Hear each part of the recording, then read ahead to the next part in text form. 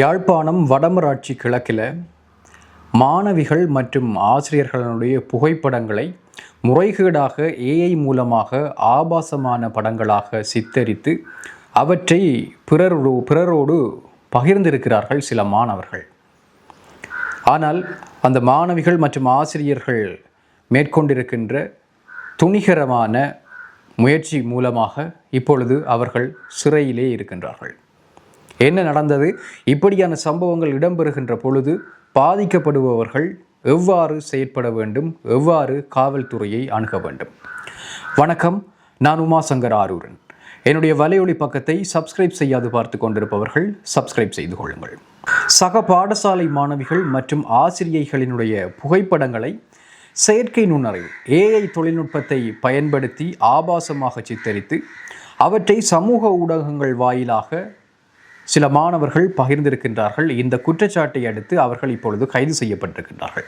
யாழ்ப்பாணம் வடமராட்சி கிழக்கு உடுத்துறை பகுதியில் இருக்கின்ற பாடசாலை ஒன்றில் கல்வி கற்று தற்போது காப்போத சாதாரணம் எழுதிவிட்டு விடுமுறையில் நிற்கின்ற சில மாணவர்கள் சேர்ந்துதான் இந்த குற்றச்செயலிலே ஈடுபட்டிருக்கின்றார்கள்.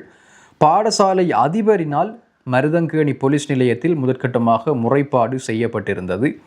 3 மாணவர்கள் இதனை அடுத்து கைது செய்யப்பட்டார்கள். கைது செய்யப்பட்ட 3 மாணவர்களும் 17 வயதுடையவர்கள். செவ்வாய்க்கிழமை 28ஆம் தேதி கிளிநொச்சி நீதிமன்றத்திலே இவர்கள் ஆஜர்படுத்தப்பட்டிருந்தார்கள். நீதிமன்றத்தில் இவர்கள் ஆஜர்படுத்தப்பட்ட போது வழக்கை விசாரித்த நீதவான் பொன்னுத்துறை கிருஷாந்தன் மாணவர்களை புதன்கிழமை 29ஆம் தேதி வரை அச்சுவேலி பகுதியில் இருக்கின்ற சான்று பெற்ற நன்னடத்தை பாடசாலையில் தடுப்பு காவல் இல்லாமல் தடுத்து வைக்குமாறு சிறைச்சாலை அதிகாரிகளுக்கு கட்டளையிட்டார். இந்த சம்பவத்துடன் தொடர்புடைய ஏனைய 3 சந்தேக நபர்களையும் கைது செய்ய வேண்டியுள்ளதாக போலீசார் நீதவானின் கவனத்திற்கு கொண்டு வந்திருந்தார்கள். அடுத்தது இன்னும் ஒரு செய்தி. இலங்கையில் 10 வருடங்களுக்கு முன்னர், கிட்டத்தட்ட 12 வருடங்களுக்கு முன்னர் 2014ஆம் ஆண்டு இடம்பெற்ற ஒரு பயங்கரமான ஒரு பாலியல் குற்றத்திற்கு தற்பொழுது நீதிமன்றம் ஒரு தீர்ப்பை வழங்கி இருக்கின்றது. அதில் ஈடுபட்ட குற்றவாளிகளுக்கு 20 ஆண்டுகள் கடுங்காவல் சிறை தண்டனை இப்பொழுது விதிக்கப்பட்டிருக்கின்றது. 2014ஆம் ஆண்டு காலி ஹபரடுவ பெதின்னொருவ கிராமத்தில் 20 வயது பெண்ணொருவரை வலுக்கட்டாயமாக வன்கொடுமை செய்த வழக்கில் தந்தை மற்றும் மகனுக்கு தற்பொழுது இந்த தண்டனை வழங்கப்பட்டிருக்கின்றது. முதல் குற்றவாளியான மகனுக்கு புரிதொரு கொலை முயற்சி வழக்கில் ஏற்கனவே 2 ஆண்டுகள் ஒத்திவைக்கப்பட்டிருக்கின்ற சிறை தண்டனை விதிக்கப்பட்டிருந்தது. இந்த நிலையில் தற்பொழுது அவருக்கு 20 ஆண்டுகள் கடுங்காவல் தண்டனையும் ரூபாய் 15,000 அபராதமும் விதிக்கப்பட்டிருக்கின்றது. இவர்கள் ஈடுபட்ட அந்த குற்றச்செயல் உண்மையில் மரண தண்டனைக்கு நிகரான ஒரு குற்றச்செயல். அவர்கள் செய்திருக்கக்கூடிய அந்த குற்றம், இந்த 20 வயது பெண் தனிமையிலே இருந்திருக்கின்றார். அந்த இளம்பெண்ணினுடைய கைகளையும் கால்களையும் கட்டி கொலை மிரட்டல் விடுத்து பின்னர் அவரை இந்த வன்கொடுமைக்கு உள்ளாக்கி இருக்கின்றார்கள். 38 வயதான நபரும் அவருடைய 64 வயதான தந்தையும். இது தொடர்பாக காலி உயர் நீதிமன்றத்திலே அவர்கள் மீது குற்றம் சுமத்தப்பட்டது. முதல் குற்றவாளி பாதிக்கப்பட்ட பெண்ணினுடைய 3வது சகோதரியினுடைய கணவர்.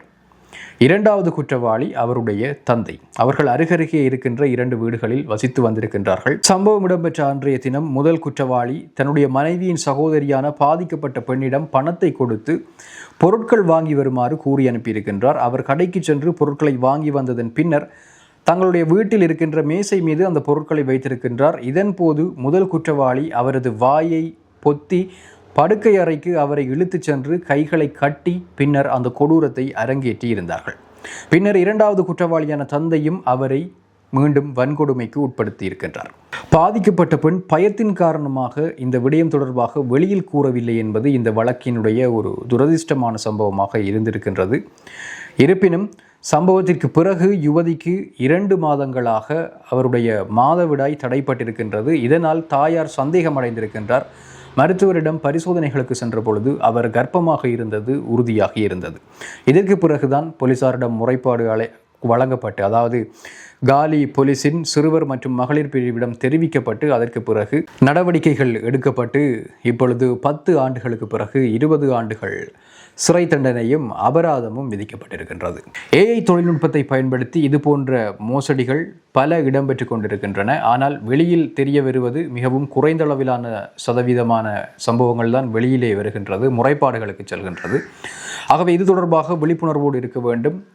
பிள்ளைகளை பாடசாலைக்கு அனுப்புகின்ற பெற்றோர்கள் மிக அவதானமாக இருக்க வேண்டும். இப்படியான சம்பவங்கள் இடம்பெற்றுவிட்டால் பதற்றப்படாமல், கவலையடையாமல் முன்னோக்கி அடுத்தடுத்த நடவடிக்கைகளை மேற்கொள்வதற்கு நீங்கள் தயாராக இருக்க வேண்டும். அது தொடர்பான தகவல்கள் மற்றும் அது தொடர்பான நடைமுறைகளை நீங்கள் அறிந்து வைத்துக் கொள்ள வேண்டியது மிகவும் முக்கியமானதாக இருக்கின்றது. இவ்வாறான சம்பவங்களின் பொழுது, அதாவது இந்த ஏஐ மூலம் ஆபாசப்படுத்துதல் மற்றும் இணைய தொல்லை சம்பவங்கள் இடம்பெறுகின்ற சந்தர்ப்பங்களிலே இலங்கையில் இதை அறிவிப்பதும் அதன் பின்னர் போலீசார் எடுக்கும் நடவடிக்கைகளும் இவ்வாறு தான் இருக்கும். முதலில் போலீசாருக்கு எப்படி தெரிவிப்பது என்று பார்த்தால், நேரடியாக நீங்கள் அருகிலே இருக்கின்ற காவல் நிலையத்திற்கு சென்று முறைப்பாடு வழங்கலாம். அதிலும் குறிப்பாக எழுத்து மூலமாக ஒரு முறைப்பாட்டை வழங்குவது சிறந்ததாக இருக்கும். சம்பவம் இடம்பெற்ற திகதி, நேரம், அத்தோடு குறித்த அந்த இணையதள பக்க முகவரிகள், அந்த லிங்குகளையும் கொடுத்து நீங்கள் இந்த முறைப்பாட்டை வழங்க வேண்டும். Sri Lanka police cyber crime division இதற்குரிய நடவடிக்கைகளை மேற்கொள்ளும்.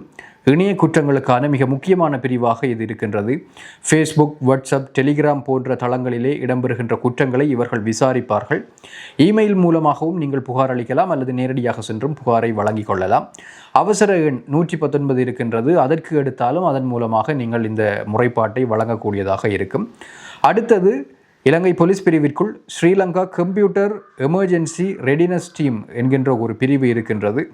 இது இணைய பாதுகாப்பு மற்றும் டிஜிட்டல் குற்றங்கள் தொடர்பான உதவியை வழங்குகின்ற ஒரு பிரிவு. இவர்களினுடைய வெப்சைட் இருக்கின்றது, www.cert.gov.lk. இந்த இணையதளத்திற்கு செல்வதன் மூலமாகவும் நீங்கள் கம்ப்ளைண்ட்டை சப்மிட் செய்து கொள்ளக்கூடியதாக இருக்கும். ஆகவே புகார் அளிக்கும் போது நீங்கள் கவனத்தில் கொள்ள வேண்டியது, கொடுக்க வேண்டிய முக்கியமான ஆதாரங்கள், ஸ்க்ரீன்ஷாட் எடுத்து வைத்துக் கொள்ளுங்கள், அதனை வழங்க வேண்டும். வீடியோ அல்லது லிங்க் இருந்தால் அதனை வழங்கலாம். அதே போல் அந்த அக்கௌண்டினுடைய யூசர் நேம் அல்லது ஐடி இது போன்றவற்றை நீங்கள் வழங்க வேண்டும். அப்லோட் செய்யப்பட்ட தேதி, நேரம் அதில் இருக்கும், அதனையும் நீங்கள் வழங்க வேண்டி இருக்கும். இந்த சம்பவம் எப்படி உங்களை பாதித்தது என்பது தொடர்பான சிறிய ஒரு விளக்கத்தையும் நீங்கள் இந்த முறைப்பாட்டிலே இணைக்க வேண்டி இருக்கும். இதற்கு அடுத்தபடியாக போலீசார் நடவடிக்கைகளை மேற்கொள்வார்கள். முறைப்பாடு பதிவு செய்து கொள்வார்கள். ஆதாரங்களை சேகரிக்க ஆரம்பிப்பார்கள்.